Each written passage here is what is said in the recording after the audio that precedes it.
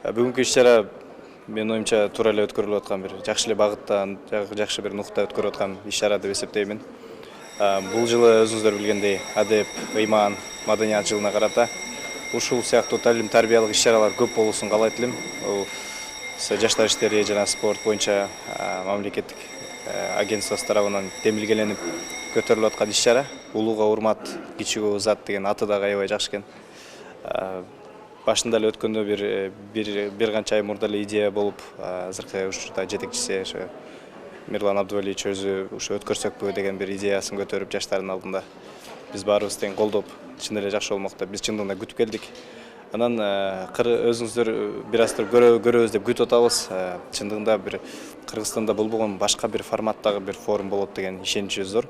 Себептен эч качан жаштарды чакырып, ушундай тарбия, таалимди, адепти же бир ынтымакка чакыруу жолун бир спектакль же көргөзмө ушундай бир нерсени көрүү түрүндө эч качан болгон эмес да. Жалаң эле сөз иретинде айтылып, сөз иретинде болгула деп эле бизге акыл насаатын айтып келгенде. Азыр заман башкача, ал нерсени кабыл албай да калды жаштар. Азыр өзүңчө сезип, өзүң ошол башыңан өткөргөн көз алдыңа элестетме сайын эсиңде калбайт экен да. Негизи мен жеке көз карашым боюнча көбүн эсе көп жакшы мүмкүнчүлүктөр бардыгы шаарды да. Биз көңүл бурууну көп эселеп региондорго көбүрөөк аймактарга көңүл бурушубуз керек. Себептен да айылга кетүү, ааламга кетүү айылдан башталат деп, жана ошо айылдан өсүп чыккан балдар биздин келечегибиз болуп калып атат. Ошондуктан көп мүмкүнчүлүктөр жок. Көрөйүн десе спектакль болмоксун, жакшы бир кино болобу же бир мүмкүнчүлүк жок. Керек болсо катардагы эле библиотека, китепкана жок. Анан кантип биз балдарды китеп окугула деп үйрөтмөкпүз.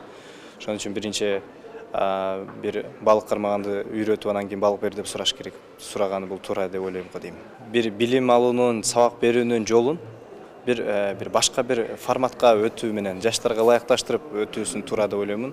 Учурда үстү жактан ылдыйга карата сабак берүү бул кабыл алуу кыйын болуп калды. Себеп дегенде кичине бир мектеп жашына чейин үйдөн канчалык жакшы тарбия албасын, бул чөйрө бузуп коюп атат адамдарды. Чөйрөсү кандай болсо арстан, түлкү болсо түлкү болуп калып атпайбы. Ошол себептен биз көбүн эсе ушул клубдарды, уюмдардын аркылуу ушу өздөрүнүн максаты бир адамдарды табуу жолу менен, алар менен бирге кол кармашып кетүү жолун ушундай бир жолдор менен иштеп, бүгүн бул жакта бизге көрө турган спектакльсе болобу, эмне болобу, көбүн эсе жардам бериш керек деген ойдомун. Биринчиден ушул бардыгыңыздарды ыйык Рамазан айы менен чын ыкыласынан өзүмдүн жана жалпы жаштардын атынан куттуктаймын. Кудайга шүгүр, мынакей акыркы жылдары жаштарга мамлекетибизде өтө жакшы көңүл бурулууда, ошондой эле өтө жакшы шарттарды түзүп берүүдө да. Бул албетте биздин жетекчилердин, мамлекет башчыларынын келечекке болгон көз карашынын кайдыгер эместигин айгинелеп турат да. Эмне демекчимин? Бул Кыргызстандын келечеги жаштардын колунда. Ошон үчүн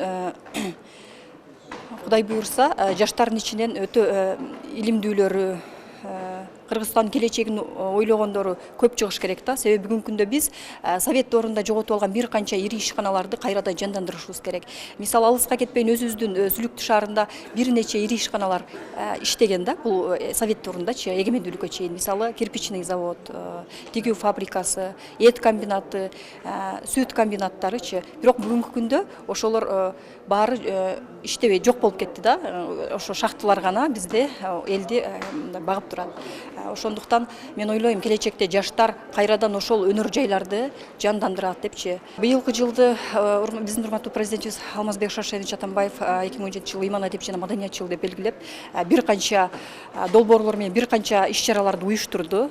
Жерлерде, региондордо, мисалы Сүлүктүдүн өзүндө деле бир топ иш-чаралар болду. Кудайга шүгүр. Баткенде мынакей бул жака чакырып атасыңар, биз алыстан келип атабыз. Мындай иш-чаралар мындан да көп болуш керек да. Бүгүнкү тема дагы улууга урмат, кичүүгө ызат деген темада аябай жакшы экен. Эми азыр жүрүшүн көрөбүз. Мындай иш-чаралар көп болуш керек. Анан албетте жаштар мындай чет өлкөлөр менен байланышта болуш керек да. Мисалы үчүн Орто Азия элдерин карасак, Түркменстан ошол эле көрүп жүрөбүз. Мынакей Казакстан такыр башкача да. Ал эми биздин Кыргызстан акыркы 15 жылда бир канча жетишкендиктерге жетишти, бирок ошону менен эле катар бир топ нерселеринен мындай жоготуп алды десем жаңылышпайм да. Биз ошон үчүн өзүбүздүн улуттук идеологияны кайрадан калыптандырышыбыз керек да.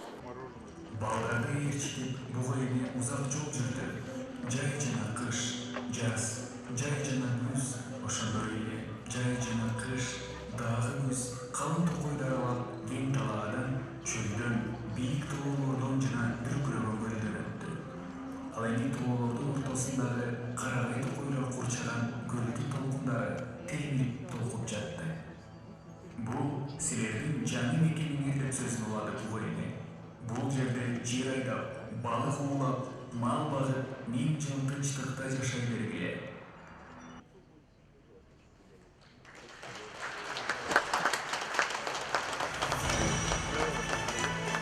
Урматтуу форумдун катышуучулары жана достор.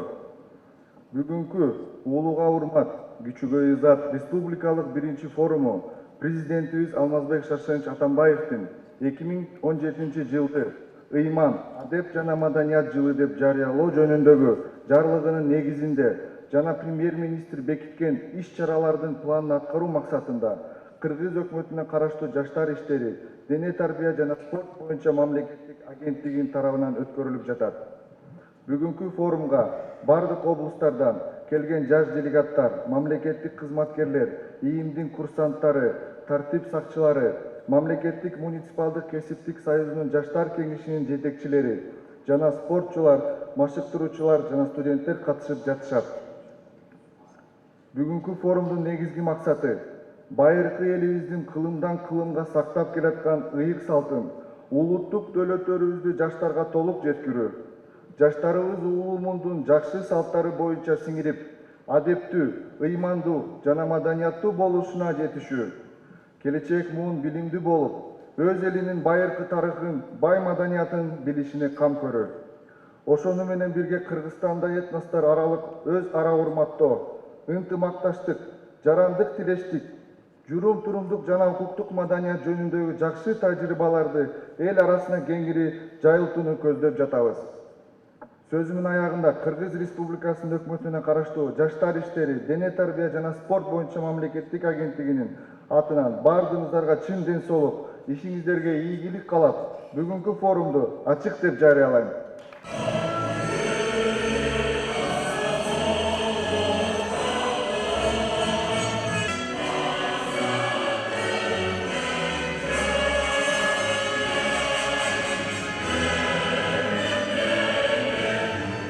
Саламатсыздарбы, урматтуу бүгүнкү форумдун катышуучулары, ардактуу агалар, эжелер, студенттер, жаштар.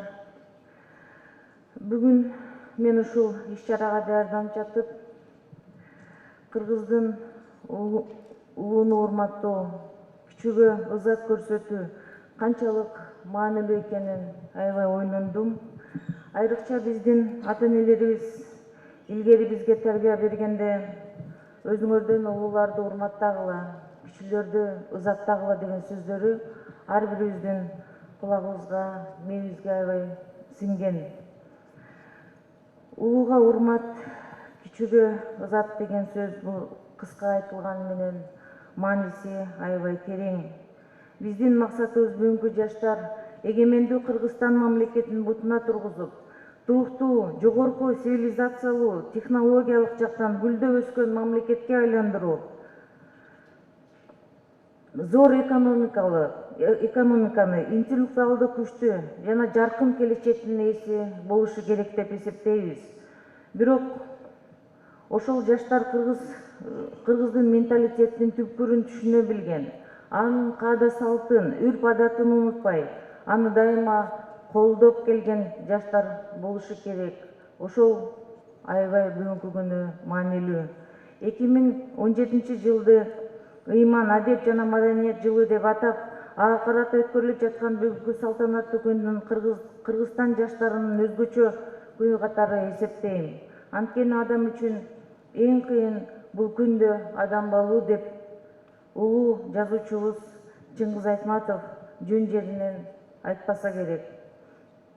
Бир эле жаштар эмес, ар бирибиздин күндө адам болууга умтулушубуз керек.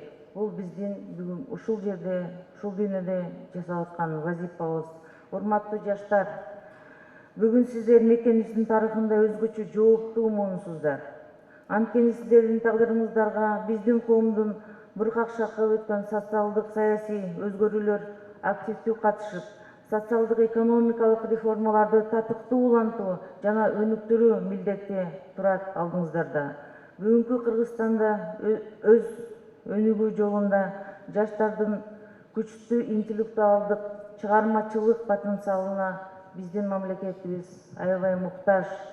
Ушул биздин өлкөбүздүн өнүгүүсүнө, жаштарыбыздын потенциалын багыттообузга бүгүнкү күнү жаштар сиздер өздөрүңүздөрдүн жасап аткан иштериңиздер менен, алып аткан билимиңиздер менен, тарбияңыздар менен, ар бир жасап аткан жакшы иштериңиздер менен сиздер бүгүнкү күнү мамлекеттин келечегин көтөрүүгө зор салым кошуп атканыңыздар дайыма эсиңиздерде болсун. 2013-17 жылдарга карата кабыл алынган өлкөнүн туруктуу өнүгүү улуттук стратегиясында жаштар маселеси өзгөчө чоң орунду ээлейт. Жаштар маселеси бүгүнкү күнү бардык бир эле Кыргызстанда эмес, дүйнө жүзү боюнча өтө актуалдуу, ана чоң маселелердин бири болуп атат. Бирок сиздер кандай билимдүү болсоңуздар, кандай илимдүү болсоңуздар, ишке болгон жөндөмдүүлүгүңөр ашып турса дагы, биринчиден биз адамгерчилик, улууну кичүүнү сыйлай билүү, ызаттай билүү, ошол кыргыздын коомунда бир эле мындай жакшы биликкендиктерди, технологияларды өздөштүргөндө, бирок ар бирибиз адам экенибизди, Кыргызстандын болсо инсан экенибизди, ушул Кыргызстандын келечеги, гүлдөп өсүшү сиздердин колуңуздарда экенин биз унутсак, анда келечегибиз бүдөмүк болуп калат. Ошон үчүн урматтуу жаштар, колунда жаратман күч катары сиздер бүгүнкү күнү алдыдагы мекенибиздеги саясий иштер, Кыргызстандын келечеги, биздин ата бабаларыбыз таштап кеткен үлп адат, салттарды көтөрүп жүргөн, ошону болсо менталдык уровеньде сиздер кармап жүргөн адамдар катары мен сиздерден суранарым, ар бир күнү адам болуп калыш керек. Ар бир күнү ойгонгондо ушул мамлекетибиз биз үчүн эмне кылды дебестен, биз мамлекетибиз үчүн, биздин жаркын келечегибиз үчүн кандай иштерди жасап атабыз, кандай нерселерди жаратып атабыз, дагы эмнени жасай алабыз, эртеңки Кыргызстандын келечеги кандай болуш керек, биз ошону кандай көрөбүз, ошол нерселерди унутпай жүрсөңүздөр, ар бир жасаган иштериңиздерди ошо Кыргызстандын келечеги үчүн, биздин элибиздин келечеги үчүн арнасаңыздар туура болот дейм. Урматтуу жаштар, жаш мекендештерим, ар кандай терс көрүнүштөргө дагы биздин жаш балдарыбыз азыркы күнү тартылып кетип атат. Бирок ошол күнү, ошол азыркы башка жака басып кетип аткан жаштарыбыз эртеңки Кыргызстандын келечегин кандай коргойт? Биз эртеңки күнү урпактарыбызга кандай Кыргызстанды таштап кетебиз? Маселенин бардыгы ошодо. Ошон үчүн мен өкмөттүн атынан, премьер-министрибиз Сооронбай Шариповичтин атынан сиздерге бактылуу Кыргызстанды, жакшы жалындап жашаган Кыргызстанды калтырып кетүүңөргө, ошон үчүн бардык күчтөрүңөрдү ошого жумшооңорго мен тилектешмин. Ишиңиздерге чоң ийгиликтерди каалайм. Ушул форумдун алкагында көп жакшы маселелерди көтөрүп, Кыргызстандын келечеги үчүн күрөшө бериңиздерди тилеп кетет элем. Ишиңиздерге ийгилик, бактылуулук, алдыда боло турган, алдыдагы ар бириңердин тагдырыңар Кыргызстан менен байланыштуу болсун. Бир бололу, бар бололу. Дайыма Кыргызстандын келечеги үчүн күрөшүп, ошон үчүн жашап, ар бирибиздин жүрөгүбүз Кыргызстан деп соксун. Сиздерге чоң рахмат. Кымбаттуу жаштар, сиздер менен Кыргызстанда биринчи жолу өтүп жаткан улууга урмат, күчөгө ызат республикалык улуттук форумга жолугушуп жатканыма абдан кубанычтамын. Быйылкы жыл адеп, ыйман жана маданият жылы деп абдан туура белгиленди. Себеби ар бир муунга маңдайына жазылып бир мезгилде орнолот. Бирөөлөрдүн тагдырына Октябрь революциясы, айрымдарына улуу атамекендик согуш жылдары туш келген. Советтер Союзунда өскөн жаштарыбыз да арбын. Сиздердин тагдырга эгемендүү Кыргызстанда өткүл мезгил туш келди. Азыркы заман билим алуунун жана жаңылуунун реформасынын калыптануу учуру. Кылымдар оошуп, заман жаңы эгемендүү мамлекетибиз жаңы тарых жазылып жатат.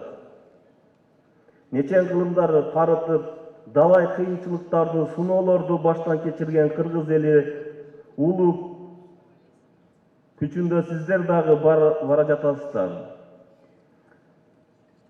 Кыргыз тарыхында сиздердин дагы жаза турган жаркын барактарыңыз, бийик милдеттер бар. Кыргызстаныбыз эгемендүүлүк өз колуна алганда 26 жыл болду. 26 жаш өз алдынча турмушка аттанган мезгил. Сиздер дагы мамлекетибиз сыяктуу жашсыздар. Алдыңарда бийик максаттарды, асыл иштер күтүп турат. Анткени жаштык курак билим алууну, изденүүнү, алга умтулууну жана илимге үмүттөрдүн мезгили. Албетте алга умтулуу изденүү учурунда ар кандай утурумдуу кыйынчылыктар, бут тосуулар болбой койбойт. Дүйнөдөгү ар бир мамлекеттин өсүп өнүгүшүнө, гүлдөп өсүшүнө рычагына бул жаштар экендиги талашсыз. Сиздердин билим алууга койгон ар бир кадамыңар мамлекетибиздин пайдалуулун бекемдейт.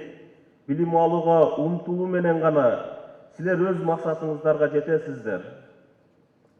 Азыркы учурда силердин билим алууңар үчүн дүйнөнүн билим очокторунун эшиги дайыма ачык. Алган билимиңерди өз өлкөңөргө билим берүүсүнө, маданиятына, экономикасына, саламаттык сактоосуна, дене тарбия жана спортко жумшайсыңар деген аруу үмүт бар. Кыргызстандын үмүтү, келечеги силерсиңер. Өлкөнү өзгөрткөнгө турган мезгил келди. Биздин максат адилеттүү жана укуктуу мамлекетти куруу. Биргелешип милдеттүү түрдө өнүккөн кийинки муунга сыймыктангандай мамлекетти курууга ар бирибиз аракеттенишибиз парыз. Силер демек Кыргызстандын келечеги кең, алдыга койгон максатыңардан тайбай ар дайым жаратмандыкка, ак эмгекке, жакшылыкка умтулгула. Мен ошондуктан сиздерге болгон жаштар үмүтүбүз өтө чоң. Өзүмдүн атыман сиздерди куттуктап, жана жогорку кеңештин атынан, жогорку кеңештин төрагасы атынан баарыңыздарды бүгүнкү ушундай жыйыныңыздар менен чын жүрөгүмдөн куттуктайм. Сиздерге бар болуңуздар, ар дайым алдыга умтулуңуздар, чоң-чоң ийгиликтерди каалайм. Рахмат сиздерге. Коноктор жана достор, чындыгында бүгүн абдан өзгөчө күн болуп турат. Мен үчүн жеке өтө чоң сыймык ушул биздин Кыргыз Республикасынын президентинин Алмазбек Шаршенович Атамбаевдин быйылкы 2017 жыл ыйман, адеп жана маданият деп белгилөө жылынын алкагында көптөгөн өтө маанилүү иш-чаралар өтүп жатат. Ошонун бири мына бүгүн биринчи республикалык форум улууга урмат кечүүгө ызат деген аталышта өтүп жатат. Мунун дагы мааниси өтө зор. Урматтуу достор, менин оюмча бүгүнкү форумдун негизги мааниси бул баарыбыз бир сыйра дагы бир жолу өзүбүздүн колундогу ордубузду, мамлекеттин келечегин эске алуу менен ата-бабаларыбыз калтырып кеткен үрп-адат, салт, насил, рухтун баардыгын айкалыштырып туруп, учурдун талабына жараша күчтүү билим алуу менен келечекке зор умтулуу деп эсептейм. Уважаемые друзья, для меня действительно огромная честь сегодня выступать перед вами, особенно в год нравственности, воспитания культуры. Мы все понимаем, что именно в этот год, особенно в год культуры, в рамках указа президента Кыргызской республики Алмазбека Шаршеновича Атамбаева проводятся очень значительные и знаменательные мероприятия. Основной идеей этого указа является упор на граждан Кыргызской республики. именно граждане Кыргызской Республики могут усилить государственность Кыргызской Республики. Мы все знаем, что в мире более 5000 этнических групп, но всего около 200 стран или основных этносов были удостоены чести иметь свое собственное государство. Так давайте дорожить, беречь нашу страну. Желаю всем сегодня участникам форума плодотворной работы и успехов.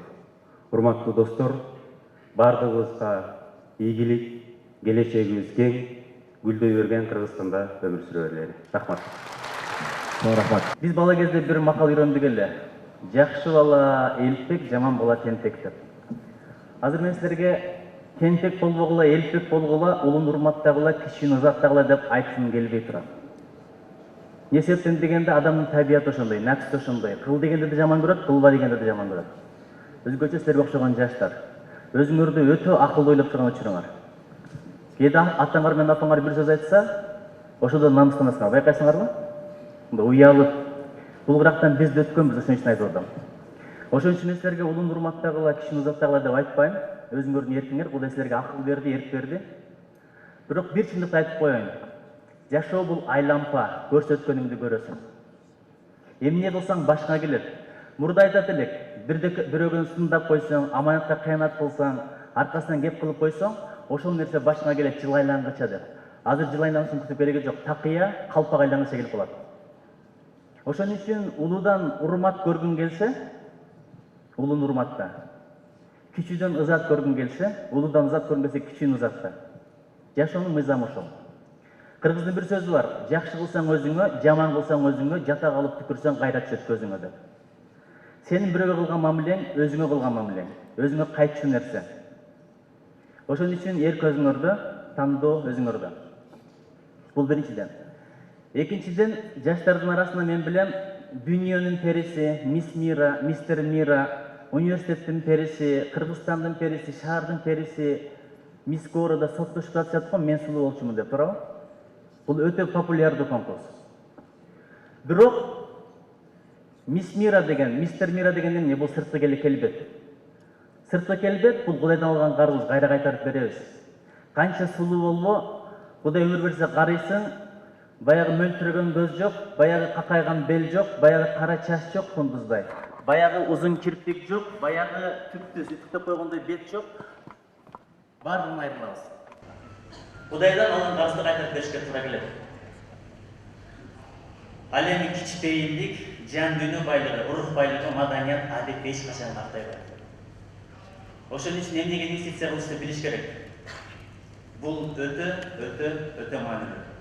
Ошон үчүн мен силерге айткым келет.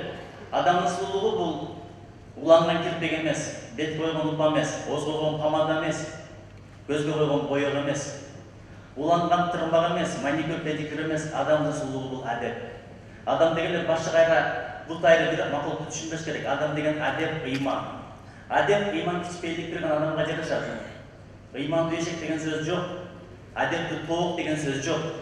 Ошон үчүн макулуктардан айырмалаштын жолун билели. Урматтуу бир туугандарым, эч качан текебер болбогула. Улун урматташ, кичини узатташ деген бул кичпейил болуш. Канча текебер болбо, бүгүн биз төйлөп турган чөп бир кезде биздин үстүбүздөн өсүп турган болот. Биз төйлөгөн топурактарды бир кезде жаздан жаткан болобуз. Жаралганыбыз топурактан, кайрыбыз да топурак. Ошон үчүн кичпейилдүүлүк бул колдон келе турган нерсе. Балким сенден космонавт чыкпайт, балким сенден саясатчы чыкпайт, балким сенден президент чыкпайт, балким сенден инженер чыкпайт. Бирок кичпейил болуш ар бир адамдын колунан келет. Депутат болом десең, акча керек, партияга кириш керек. Президент болом десең, 35 жашка чыкканга чейин күтүш керек, мамлекеттик тилди билиш керек. Бир кызматка кире десең, диплом керек. Бирок адептүү кичпейил болуш үчүн болгону түкүрбөй коюш керек, улууну урматташ керек, кичини узатташ керек. Ошон үчүн келечегиңер кең болсун, ыкпалыңар Алла Таала тең болсун. Жаманды түздөгөн үтүк болгола. Жакшы өрнөктөрдү бийикелерге берген түтүк болгола. Жакшы иштер башталып атат, Мирлан Абдуалиевич чоң рахмат. Ушуларды аягына чыгарып бүтүп коелу. Мөмөлөгүң келсе кичипейил бол, улук болсо кичик бололу. Чоң рахмат. Баарыбыз билебиз, эки чоң кагынат күттөгөн элбиз. Бул 78 кылымда еңселі кыргыздардын кагынаты, анан кийинкиси улуу кыргыз дөөлөтү деп бардак аныктап бергендей, мен ошол улуу кыргыз дөөлөтү жөнүнөн бир уштай айткым келип атат. Бул орустардын түзгөн картасы боюнча мындай аймакты ээлегенбиз деген бир божомолдор бар. Кийинкиси бул түрк элинин билим берүү тутумунда ушундай карталарды колдонушат. Баягы тарыхта 9-жылда ошол улуу кыргыз дөөлөтү убагында. Кийинкиси бул Германиянын архивинде табылган дагы бир 9-кылымга таандык болгон дүйнөнүн картасы. Ал жерде байкасаңар тетиги жашыл чектин өйдө жагы бүт ошондой чоң мейкиндикте Кыргыздын рейхи деп жазылып турат. Кыргыздын империясы деген сөз. Бул эми муну кыргыз чийген жок. Муну башкалар изилдеп, аныктап тактап, тарыхта ошондой бир чоң эл, мамлекет, империя болгон экен деп айтылат. Мен эмне айткым келип атат? Ушул убакта кыргыздардын жашоо деңгээли кандай? Бартактын айтымында мындай бир пикир бар да, өтө орундуу, анан биз сыймыктана турат. 9-кылымда кыргыз деген этноним улуттун аталышы полиэтнонимге айланган.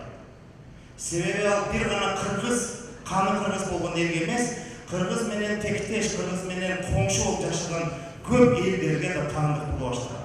Мына билимге өтө чоң маани берген экен кыргыздар. Билим деген эмне? Билим бул эң чоң билим азыркы учурда жанагы илим аркылуу биз окуп аткан математика, физика, геометрия деген эмес. Ал да керек. Бирок эң чоң билимде жашоо билими, жашоонун билими.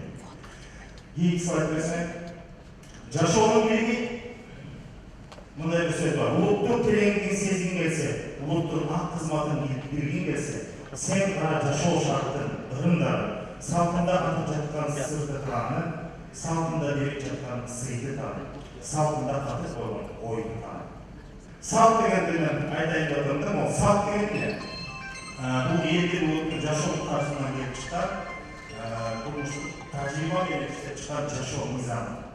Бул мыйзам салт. Салт десек көп учурда биз айтабыз да, той менен тигил, үрп адат дейбиз, баары салттар атабыз. Жок, ар нерсе өзүнүн ордунда. Салт деген салт, каада деген башка түшүн. Адат деген бөлөк, үрп адат деген тартып бөлөк, ырым деген тартып бөлөк нерсе. Мына ушул түндүктү көтөрүү салты бул эреже боюнча эки киши көтөрөт. Себеби түндүк бул кийинки нерсе, түндүк бул бийликтин белгиси, жерегиз деп аталат.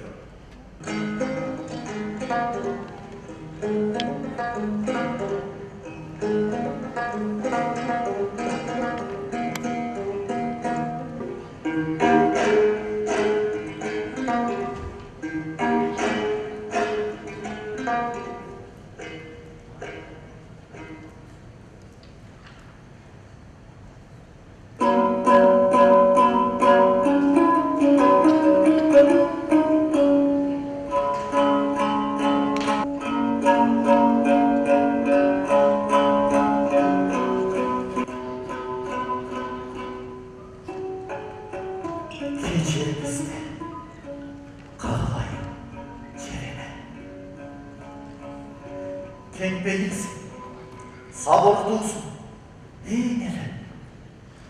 Adam oğlun koyununa batırgan, sen okşursun, halbeştike, eneme. Kazın, tepsi, cirbetine tükürüp, kan töküşüp jatsaları kuturup, bir silkinip, anam kayra meyrimdü, jemişinden jedresin. Taң atқанда күн нұрына гүлім. Күлгім келет, күндің нұры түгөніп. Күнден жарық нұрын чачқан күн түні. Апа, сіздің мейіріміңіз түгіліп. Тұрмыш қыстан, кенен алам тарлым. Жерге батпай, кетерімде жарылып. Ağlamdan keng, apa senin beşiğin. Çatkın gel, beşiğinde sağ.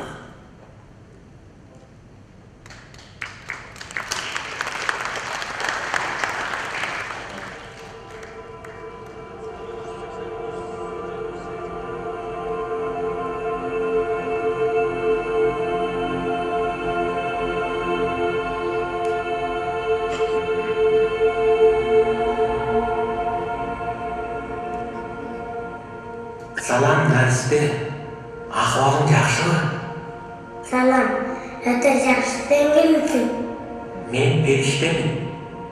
Сен жақында енеңнің құрсағынан ең аламға, жарық дүние келеріңді қабарлап келдім. Бұл дүние кенен, жана жарық. Бұл жер саға өте ыңғайлы болады. Жоқ, бірім келген жоқ. Ал енді өте жүскеншті. Адамдарды ташбордап жатышат қой. Мен кем ғой, андай адамдарда. Маған менің ұқсақ жетеді. Үдәттінч, кенен, жарық, анын қалса жіп жолу. Жоқ, сен бары бір келішін керек. Қорқпа. Бұл дүниеде сені тосып алып, құшағында қорғай тұрған бір періште бар. Ал періштелердің ең сұлусы, жана мейірімдісі.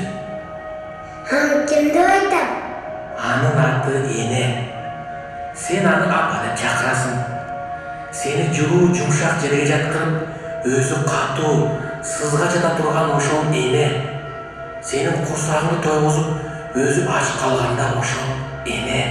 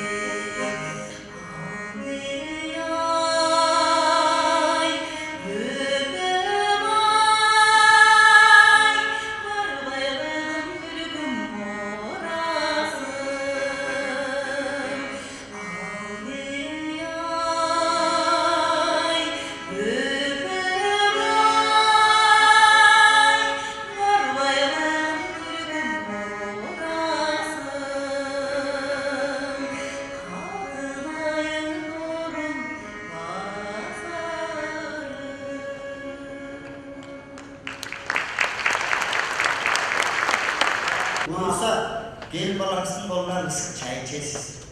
Ana nevrenizi jetile alıp, aylanıp, kıdırıp, ayçılaysız da bak.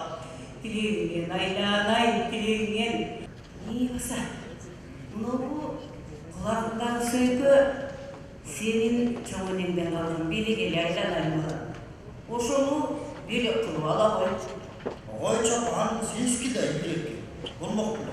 Başka işlesi çok baba. Hiç sesi yoktunдағы жүрегінде үміті бар. Алеми жүрегінде үміті бардың барлық нәрсесі болады, балам.